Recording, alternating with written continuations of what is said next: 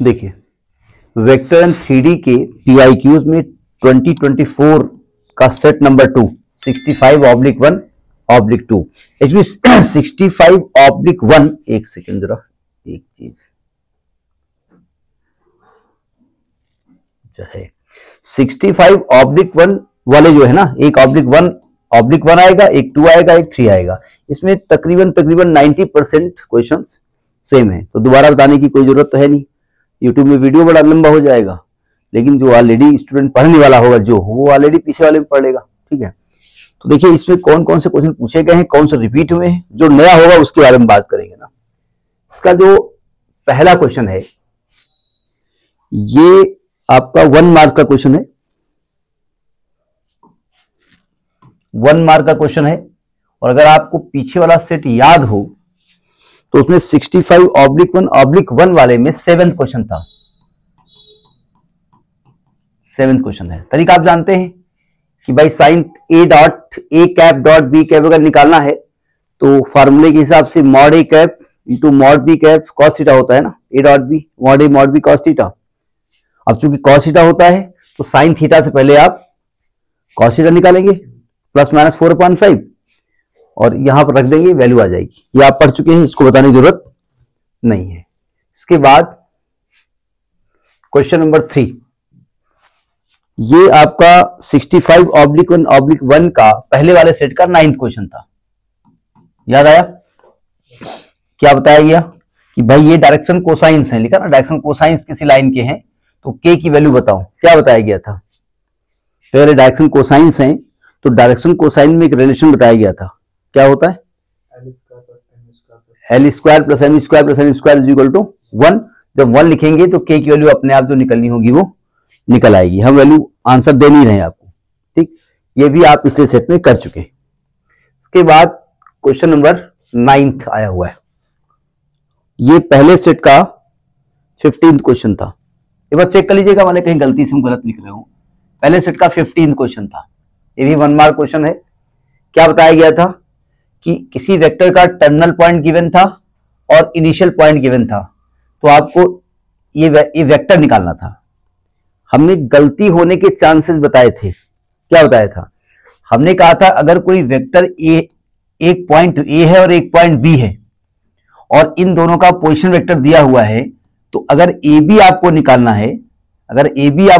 है, तो कैसे निकालेंगे? Position vector of B minus position vector of A. तो हमने कहा था इसमें गलती ये होने की चांसेस जो 90% है कि इसको ध्यान से स्टूडेंट पढ़ेगा नहीं, वो तरातर इधर उधर झांकेगा। वो कह रहा है कि टर्मिनल पॉइंट ए है। ए कौन सा पॉइंट है? ए पॉइंट ये है टर्मिनल पॉइंट, और इनिशियल पॉइंट बी है। तो आपको ए बी नहीं निकालना है, क्या निकालना है? बी ए निकालना है। तो PV of A minus PV of B से निकालेंगे। ठीक है, पीछे आप कर चुके हैं, लेकिन दोबारा आप इसको प्रैक्टिस करेंगे। भले ही आपने किया हो, लेकिन आप क्वेश्चन नोट करके दोबारा इसको करेंगे। तो ये 9th क्वेश्चन आया हुआ है, 1 नंबर का क्वेश्चन है। उसके बाद अगला जो क्वेश्चन पूछा गया है वो है आपका 10th क्वेश्चन। ये सेट ए में 16th क्वेश्चन था। सेट ए का ये 16th क्वेश्चन है। याद है ना कि किसी पॉइंट पी से आपको वाई एक्सिस से उसकी दूरी निकालनी है। तो हमने क्या किया था? वाई एक्सिस का इक्वेशन निकाला था, इसके डीसी डीआर निकाल करके, और बाद में एट एनी पॉइंट एक पॉइंट लिया था और यहां से इसको परपेंडिकुलर मानते हुए इसकी डिस्टेंस निकाली थी। बताने में नहीं जा रहे हैं। तो ये भी आप कर चुके हैं पहले सेट में। 17th क्वेश्चन था कि 15th क्वेश्चन था? सॉरी, ये इधर तो 10th क्वेश्चन है ना, 10th क्वेश्चन, ये शायद 16th क्वेश्चन था। 16th था, देख लेना। 17 भी क्या दिक्कत, वहां लैंग्वेज है ना आपके पास, देख लेना। इसके बाद नेक्स्ट क्वेश्चन ये है 19th, ये भी 1 मार्क क्वेश्चन है। असर्शन एंड रीजन, ये भी आपका क्वेश्चन था, और ये पिछले वाले में सेट में 20th क्वेश्चन था वहां पर। ये 20th क्वेश्चन था। याद है क्वेश्चन ना? क्या कहा गया था कि एक लाइन है स्पेस में जो एक साथ साइमल्टेनियसली एक साथ एक्स वाई जेड एक्सिस पर परपेंडिकुलर नहीं हो सकती है। हमने दो तरीके बताए थे। हमने कहा था भैया देखो, अगर मैं इसको x मान लूं, इसको y मान लूं, इसको z मान लूं, अगर कोई लाइन x के परपेंडिकुलर है तो साफ साफ दिख रहा है y के पैरेलल होगी, और z के भी पैरेलल हो सकती है। z इसके परपेंडिकुलर होता है ना, तो इसलिए ये एक साथ परपेंडिकुलर नहीं हो सकती। अगर y के परपेंडिकुलर है तो x के पैरेलल हो जाएगी, अगर y के परपेंडिकुलर है तो x के पैरेलल हो जाएगी। और दूसरी बात, अगर मैं मान भी लूं, अगर मैं मान भी लूं, यानी ये बात जो लिखी है ना कैन नॉट, यानी ये बात सही लिखी है, ये बात कैसे लिखी है, ट्रू लिखी हुई है। फिर हमने बताया था कि अगर मान भी ले कि भाई ये कंडीशन सही है, तो हमने क्या बताया कि अगर कोई लाइन x से परपेंडिकुलर है तो अल्फा क्या होगा 90, अगर y से परपेंडिकुलर है तो बीटा भी क्या होगा 90, और z से परपेंडिकुलर है तो गामा भी 90 होगा। तो आपके जो डीसीज होंगे वो होंगे कॉज अल्फा, कॉज बीटा और कॉज गामा, और जब 90 करोगे तो डीसीज क्या आ जाएंगे 0 0 0, और डीसीज को किससे इंडिकेट किया जाता है LMN से।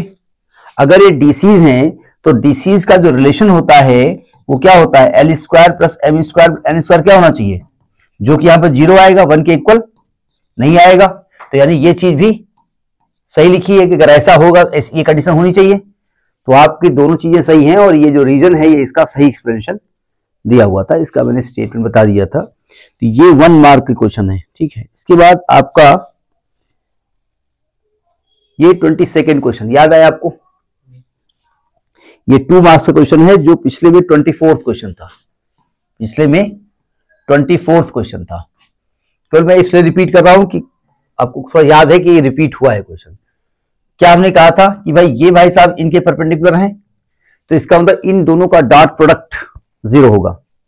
ये भाई साहब इनके परपेंडिकुलर हैं तो इन दोनों का डॉट प्रोडक्ट 0 होगा, और उसको सॉल्व करके हमने ये कंडीशन लेके आए थे, ठीक है। तो उसको भी पढ़ लीजिएगा। इसके बाद नेक्स्ट क्वेश्चन आपका है 23rd, ये भी 2 नंबर का है।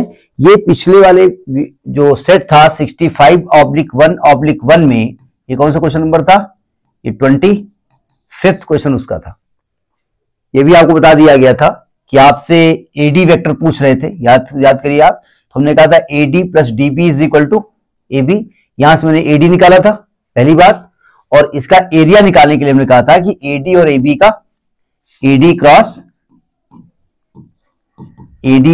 एबी निकाल करके इसका मॉड निकाला था, तो इससे इसकी एरिया निकल के आई थी, याद है ना। ये क्वेश्चन भी आपका पूछा हुआ है, मतलब बताया हुआ है, दूसरा पहले सेट में आ चुका है। यानी ये आपका करीब 90% सिलेबस आपका कंप्लीट हो गया। केवल एक धुआंधार भाई साहब हैं जो आए हैं ये क्वेश्चन, जिसके बारे में हमको बात करनी है। बस जरा समझने की कोशिश करो। हमने आपको बताया था कि 3D होती है कि आप उसको पहले समझें वो कहना क्या चाहता है, वो सिंपल सी बात नहीं कहता है। सावधान, ये कह रहा है equations of the sides of parallelogram ABCD are follows. ये साइड्स के इक्वेशन दिए हुए हैं, तो कहते हैं आप डायगोनल का इक्वेशन निकालो।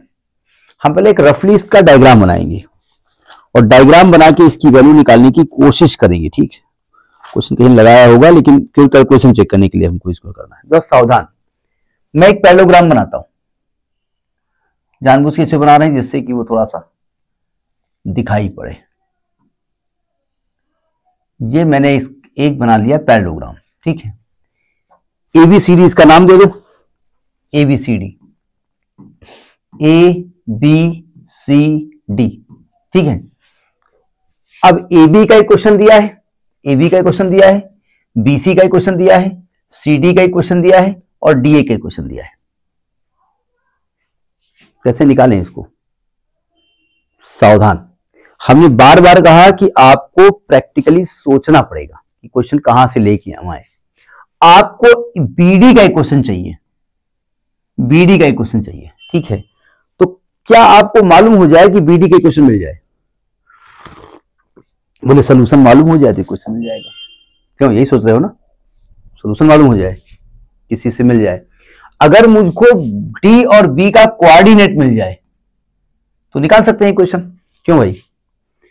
एक बात बताइए जरा, AB के इक्वेशन को ध्यान से देखिए। इसमें आपको दिया क्या है?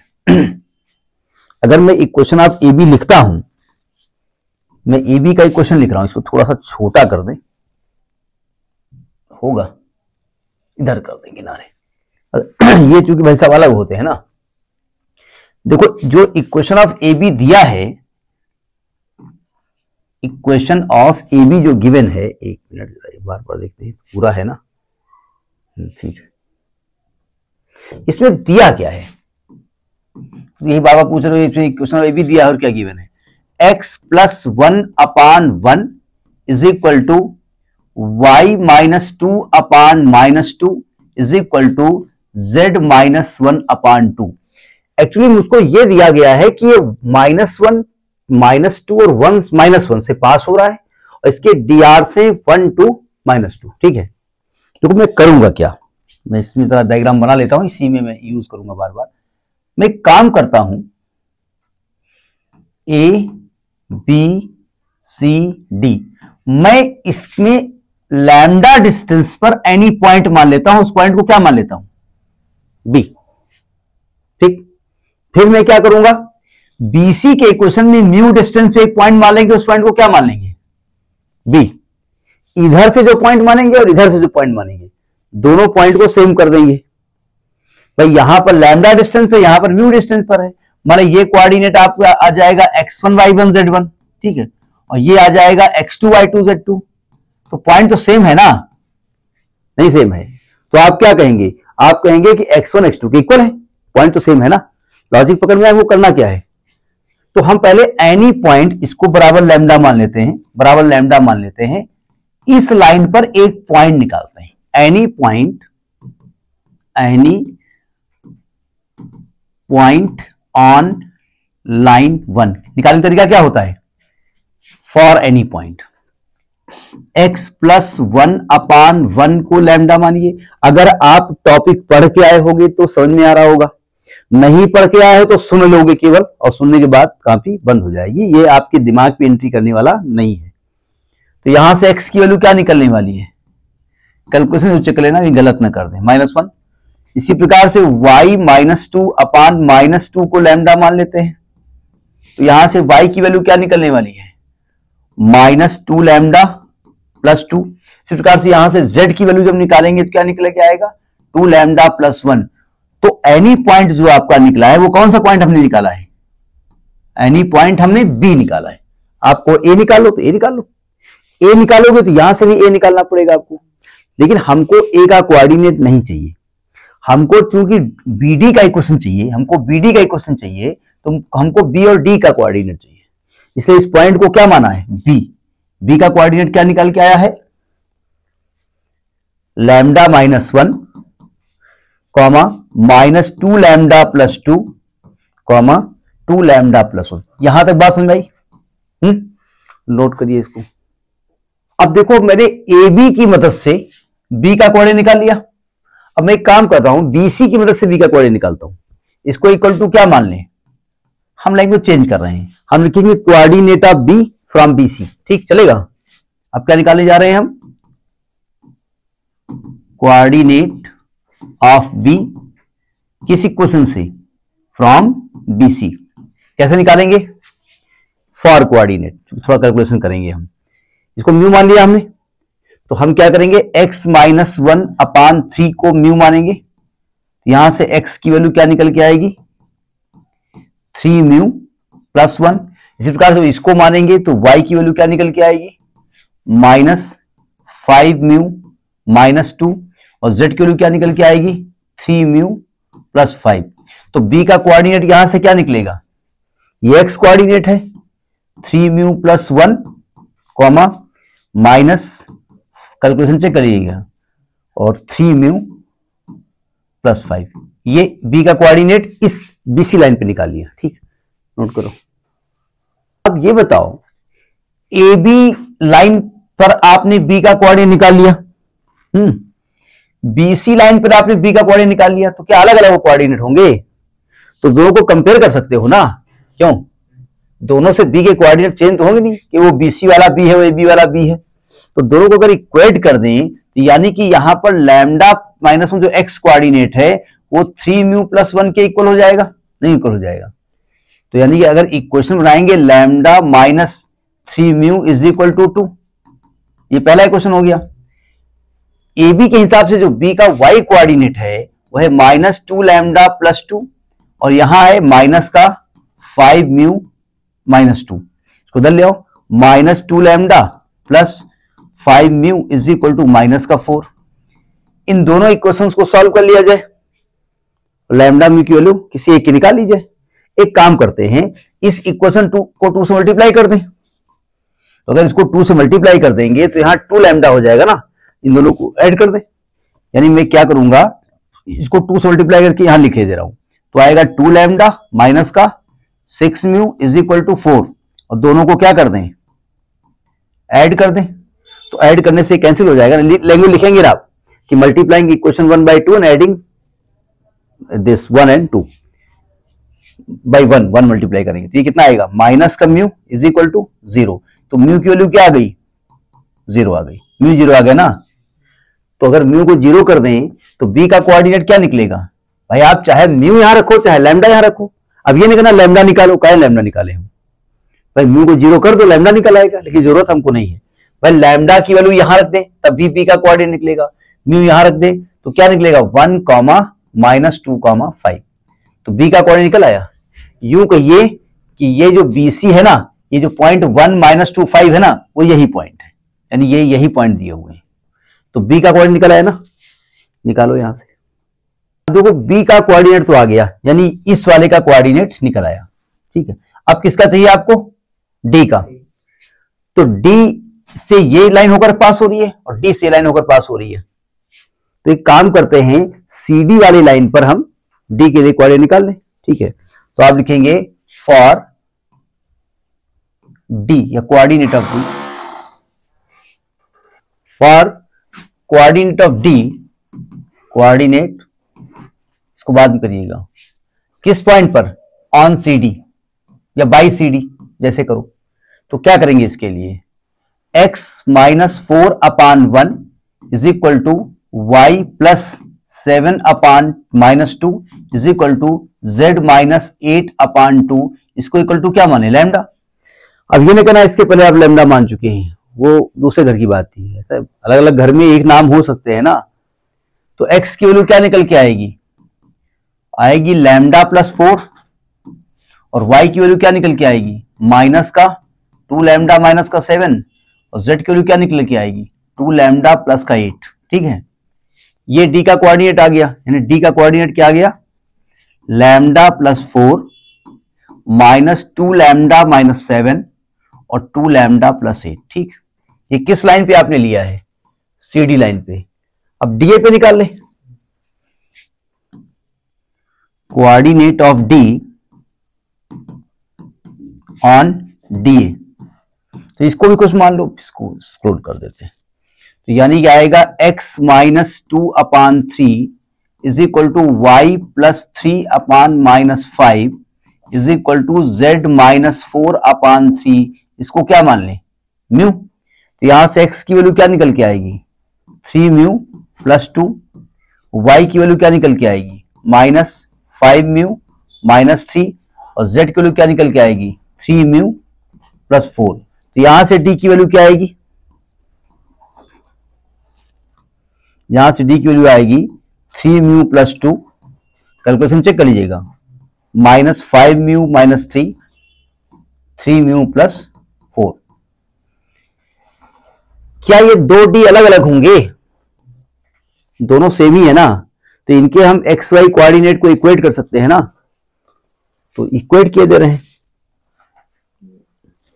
यानी यहां से हम क्या करेंगे कि lambda plus 4 is equal to 3 mu plus 2, यानी यहां से इक्वेशन निकल के आएगी lambda -3 mu is equal to, ये उधर ले जाओगे तो माइनस का 2 आएगा, ये क्वेश्चन नंबर 3 डाल दो। और वहां पे y का कोऑर्डिनेट क्या है, -2 lambda minus 7 and -2 lambda minus 7, यहां y क्या है, -5 म्यू माइनस 3, ठीक। ये माइनस का 2 लैम्डा है, माइनस का 5 म्यू इधर ले आओ तो प्लस का 5 म्यू हो जाएगा इज इक्वल टू, यहां माइनस का 3 है और ये -7 जाएगा तो +7 कितना हो जाएगा 4। इसमें अगर 2 से मल्टीप्लाई करके इसमें उठा के ऐड कर दें तो वैल्यू निकल आएगी। तो करो, इसमें 2 से मल्टीप्लाई करेंगे तो क्या आएगा 2 लैम्डा -6 म्यू है, ये भी वही आ रहा है क्या, इज इक्वल टू -4। अच्छा ऐड कर दो, गलत ना हो रहा हो, तो ये आएगा माइनस का म्यू बराबर 0। यहां से म्यू की वैल्यू क्या निकल के आई 0। क्या म्यू 0 ही आएगा, आ ही रहा होगा पता नहीं। अच्छा म्यू जब 0 आ गया तो कोऑर्डिनेट ऑफ डी कहां से निकाल लें हम, यहां से निकाल लें, यहां से। सो डी क्या हो जाएगा, डी निकल के आएगा, म्यू को रखो 0, तो यानी कि 2 -3 4। एक तरीके से ये जो लाइन है ना, ये जो पॉइंट है, यही डी के कोऑर्डिनेट है। तो बी और डी के कोऑर्डिनेट निकल आए ना, पहुंचे यहां तक। अब बी और डी के कोऑर्डिनेट तो आ गए। अब आपसे कहा इक्वेशन ऑफ बीडी, जरा इसको ध्यान समझिएगा, क्वेश्चन यहां पर थोड़ा मिसमैच हो सकता है। आपको बीडी का इक्वेशन निकालना है, ठीक है। आप अगर बीडी निकालोगे तो आप पहले वाले को क्या मानोगे, x1 y1 z1, पहले वाले को, और इसको क्या मानोगे x2 y2 z2, ठीक है। और आपको इक्वेशन ऑफ बीडी निकालना है, ये 2 पॉइंट से होकर पास हो रही है ना, तो क्या होगा x minus x1 upon x2 minus x1 is equal to y minus y1 upon y2 minus y1 is equal to z minus z1 upon z2 minus z1। बस रख दीजिए वैल्यू, आंसर आ गया। देखिए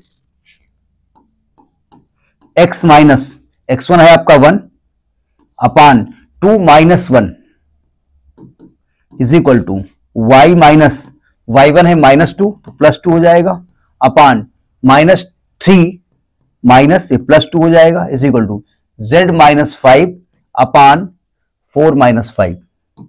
ये क्वेश्चन आएगा x minus 1 upon 1 is equal to y plus 2 upon -1 is equal to z minus 5 upon -1। समझ में नहीं गई। एक तो ये क्वेश्चन हो गया। 1 मिनट और,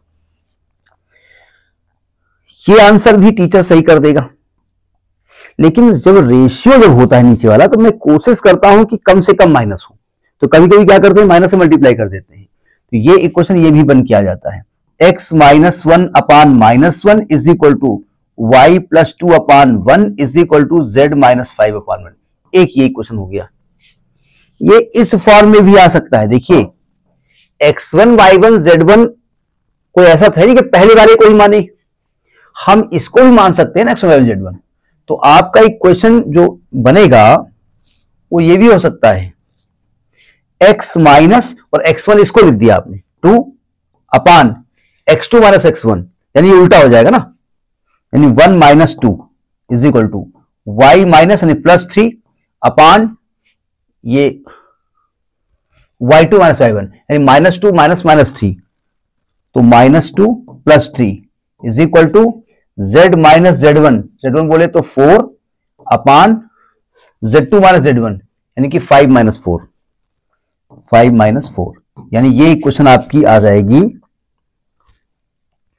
x minus 2 upon -1 is equal to y plus 3 upon 1 is equal to z minus 4 upon 1। ये इक्वेशन भी हो सकती है। ठीक, अब आप कहेंगे हम क्या करेंगे एग्जाम में, आप यही उठा कर छोड़ दीजिए, आप इसको मत लिखिए। तो काहे को आपने बताया, उसके 2 कारण हैं। ये जो रेशियो वाली चीज है ये कम से कम निगेटिव होने चाहिए, पहले तो ये तो आप कर ही देंगे। अगर कहीं पर प्रूफ दैट आ गया, आपको प्रूफ दैट आ गया और आप पता चला बीडी के इक्वेशन में आप इसको माने पड़े हो x1 y1 z1 और आपका प्रूफ होके आ नहीं रहा है, आपका प्रूफ पता चला ये वाला आ रहा है और इसमें प्रूफ करना है ये, तो ये देख लीजिएगा x1 y1 z1 को आप चेंज कर सकते हैं, ये आपकी मर्जी है। ठीक है, तो ये 5 नंबर का क्वेश्चन है। इस प्रकार से इस सेट में जो टोटल मार्किंग हुई है वो 14 मार्क्स की हुई है। इसके पहले वाला 14 मार्क्स थे, 14 मार्क्स हुई है। अब ये आप खुद चेक करो इन 14 मार्क्स में कितना खाना आपने खुद बनाया और कितनी जूठन चाटी। नहीं, एक होता है किसी का पढ़ाया हुआ पढ़ना और पढ़ाया हुआ ही पढ़ना, अपने आप खुद नहीं पढ़ना, जब भी पढ़ना फिर वीडियो ऑन कर देना। अच्छा, अपनी कॉपी सादी रखे रहना अपने लड़कों के लिए। कहेंगे बेटा हम देखो बहुत कॉपी हमने खरीदी थी, यूज नहीं की, तुम यूज करो। हमारे मास्टर अच्छे नहीं थे, क्या यूज करें, नोट करिए इसको।